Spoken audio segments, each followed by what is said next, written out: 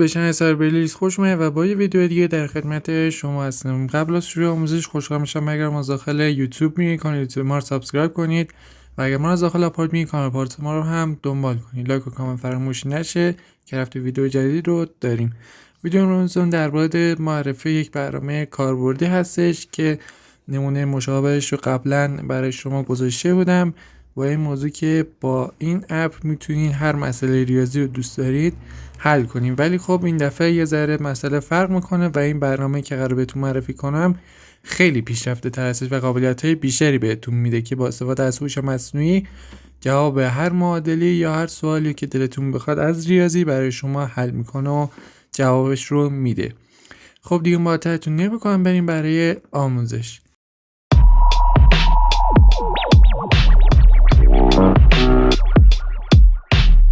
ابتدا شما باید برنامه مس جی پی تی پرو رو از گوگل پلی دانلود کنید. حالا اگر دوست ندارید برنامه رو دانلود کنید میتونید از سایتش استفاده کنید که آدرس سایتش رو داخل دیسکریپشن برای شما میذارم، چه یوتیوب چه آپارات.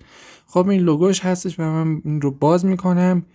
بعد ابتدا برای اولین بار شما برنامه رو باز کنید نیاز دارین که یعنی اکانت بسازین. میتونید حالا از قبل اکانت داشتین اینجا لاگین کنید و یا نه میتونید از این قسمت ساین ویت گوگل که به جیمیل شما یه دسترسی نیاز داره که میتونید مستقیم برای شما یعنی اکانت بسازه به صورت سریع.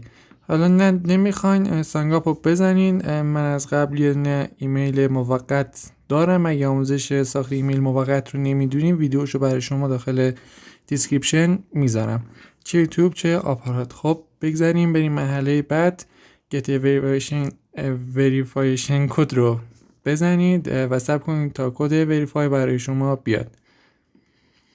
خب من اینو ببندم و وارد ایمیل موقت بشم. از این قسمت کد رو کپی میکنم.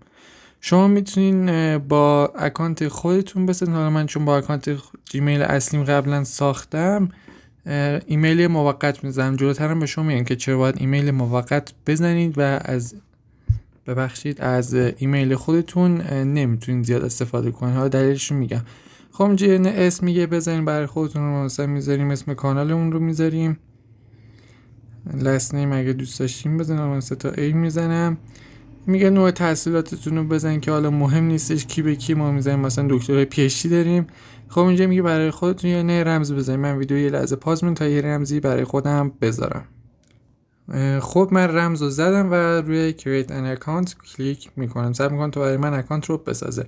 و بخشی نکته یادم رفت بهتون میگم، برای اینکه بهترین عملکرد رو از برنامه داشته باشین برنامه گذر از تحریمتون روشن باشه. حالا اگر نمیخواین DNS شکن برنامهش رو بزنید، حالا دقیق امتحان نکردم من ولی برنامه گذر از تحریم بهتر جوابه.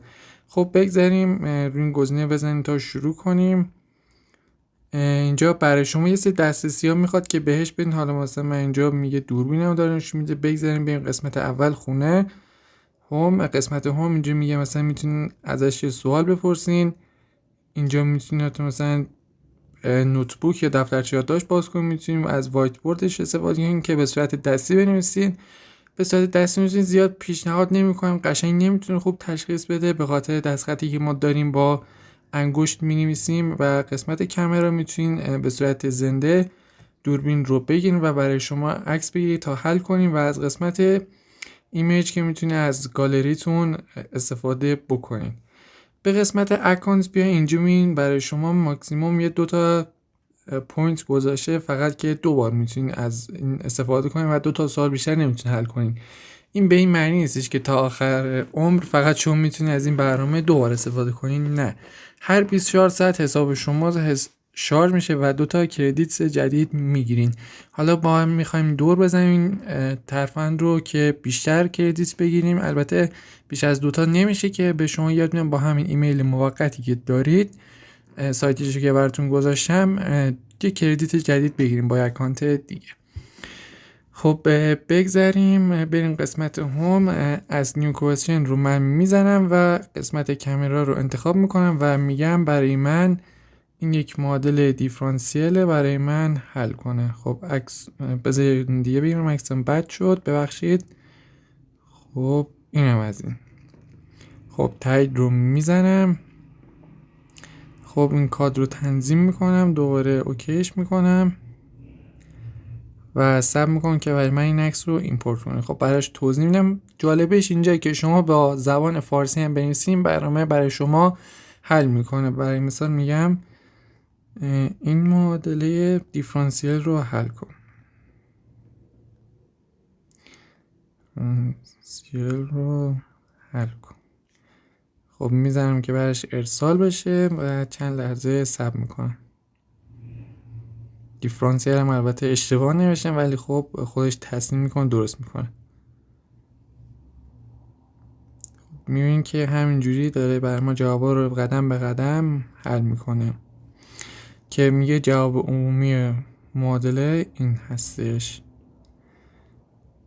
خب بریم یه قسمت دیگه هم تست کنیم. بریم قسمت وایت بوردش، یه دونه معادله ساده بنویسیم بریم چجوری حل میکنه. خب x منهای 4 مساوی با 0 اگر قبول کنه. خب از این قسمت سیو رو میزنم و منتظر میمونم تا برای من حل کنه. دوباره کاد رو درست میکنم و میگم معادله رو حل کن. خب میزنم که بره.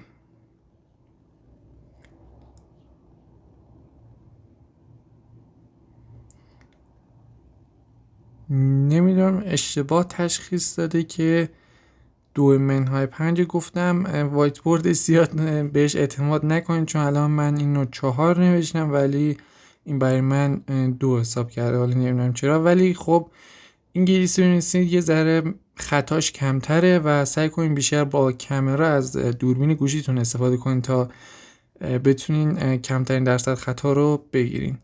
خب برگردیم به قسمت اکانت. همین قسمت عکس آدم هستش بزنید و وارد این گزینه بشین، مداد رو بزنین و یه لحظه طول میکشه. این یه ذره گیر داره این قسمتش. باز شد. اینجا میتونین ادیت بزنین، حالا مهم نیستش، بحث ما با این لوگ اوت اکانت. لوگ اوت اکانت رو بزنید و میایم بیرون از اکانتتون. شما یه ایمیل فیک دیگه بسازید که لینکش داخل دیسکریپشن هستش.